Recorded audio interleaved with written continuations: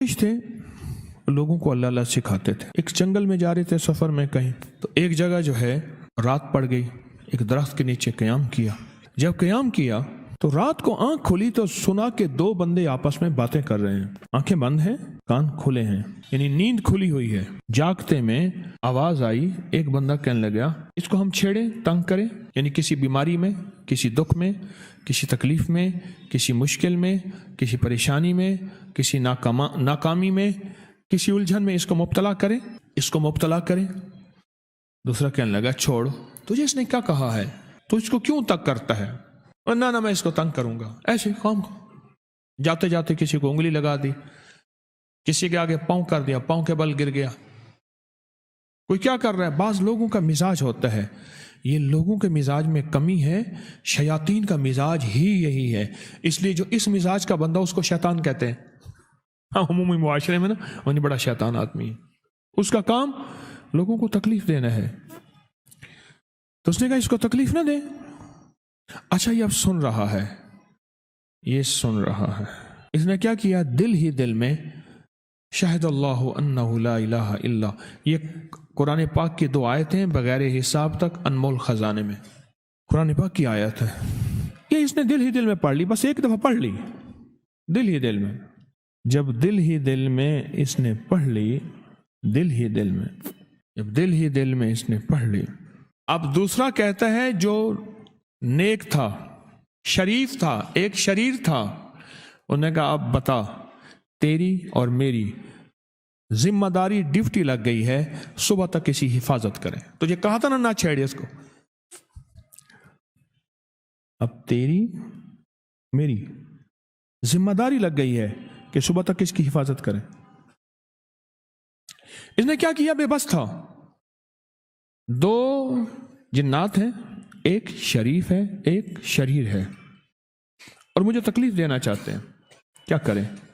اس نے فوراً اس ہستی کو پکارا جس نے اس نے کہا تھا اماں. اس نے فوراً اس ہستی کو پکارا جس کے ہاتھ میں کائنات کے سارے راز, طاقتیں, قوتیں ہیں. اور اس ہستی نے کیا کیا, اب ان کی ڈیوٹی لگا دیں, اب ان کی ذمہ داری لگا دیں, یہ صبح تک اس کی حفاظت کریں جب تک وہ نہ جاگے. پہلے دن سے ہمارے ساتھ دشمنی کا فیصلہ ہے, پہلے دن سے ہمارے ساتھ دشمنی کا فیصلہ ہے, پہلے دن سے, اور وہ فیصلہ ہو کے رہا ہے, اور اس کی وجہ سے ہم تکلیفوں, پریشانیوں, نقصانوں اور مسائل میں چلے آ رہے ہیں.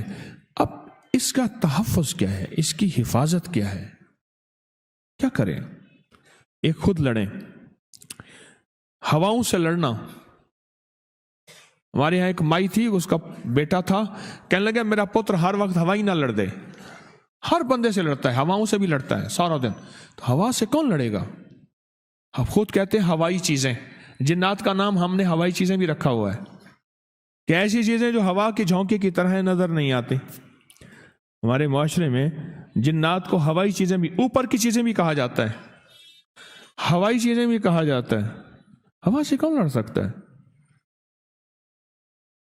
بے بس ہیں ہم بے بس ہیں, ہم نہیں لڑ سکتے.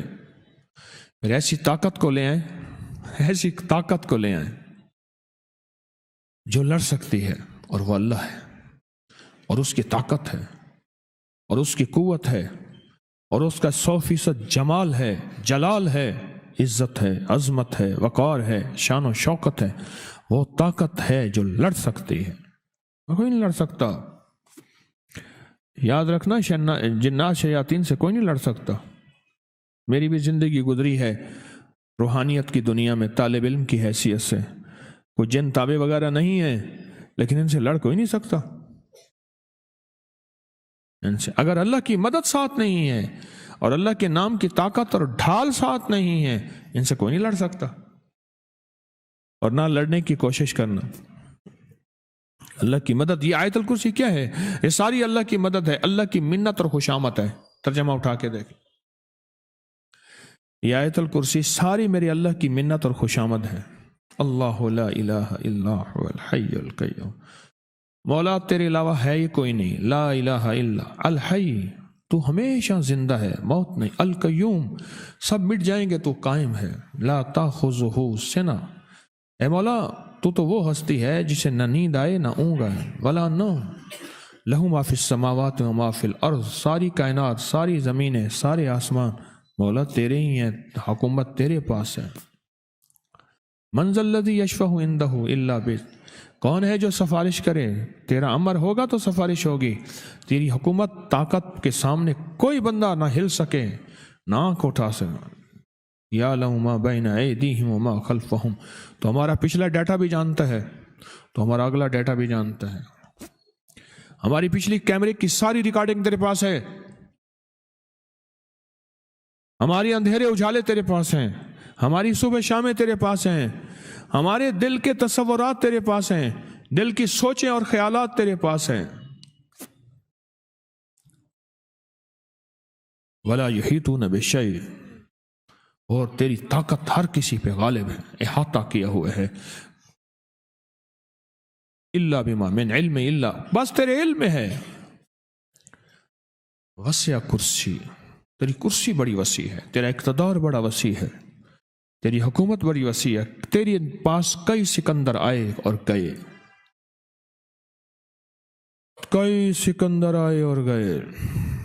میں خوارزم میں گیا، وہاں بخارا سے آگے، بہت آگے، وہاں کا سفر تھا جہاز کا، بہت آگے، وہاں کئی میلوں میل، وہاں ایک شہر تھا، اس کا نام تھا نوراتا۔ شیخ ابو الحسن نوری رحمۃ اللہ علیہ، ہماری بڑوں کی کتابوں میں ان کے تذکرے آتے ہیں، ان کا وہاں مزار تھا، اور لوگ ان کے ہاں آ کے 9 راتیں گزارتے تھے، اور وہ اللہ اللہ سکھاتے تھے۔ یہ بڑوں کے ہوتے تھے، جیسے سال کے بعد، یہ بھی آج راز بتا دوں، سال کے بعد بزرگ ہر کونے، ہر کریے، ہر گوشے میں نکل جاتے تھے، لوگوں کو اللہ اللہ سکھاتے تھے۔ ایک جگہ مخصوص ہوتی تھی، مرشد کا آستانہ، سال کے بعد وہیں جمع ہوتے تھے اور ایک دوسرے سے ملتے تھے، میل جول ہوتا تھا۔ اس میل جول کا نام ہے میلہ، ملنا، میل جول۔ اب وہ میلہ بنتے بنتے کہانی کہاں نکل گئی، میلے کا نام آتے ہی فوراً سرکس آتی ہے۔ حالانکہ میلہ کیا تھا؟ ملتے تھے، فلاں علاقے کے حالات کیا ہیں، فلاں گاؤں کے، فلاں قریے کے، فلاں شہر کے کیا حالات ہیں، وہاں لوگوں کی دینی حالت، ایمانی حالت کیا ہے، وہاں کیا باطل کفر ہے، وہاں کیا نظام ہے، کیا ایک دوسرے سے ملتے حالات بتاتے تھے، پھر چند دن ساتھ رہتے تھے، ایک دوسرے سے حالات لے کے پھر لوگوں کو اللہ اللہ سکھانے نکل جاتے تھے، پھر سال کے بعد اکٹھے ہوتے تھے۔ اس کا نام تھا میلہ، اس کا نام تھا میلہ۔ اور اس کا نام کیا تھا پہلے، کیا بتایا میں نے؟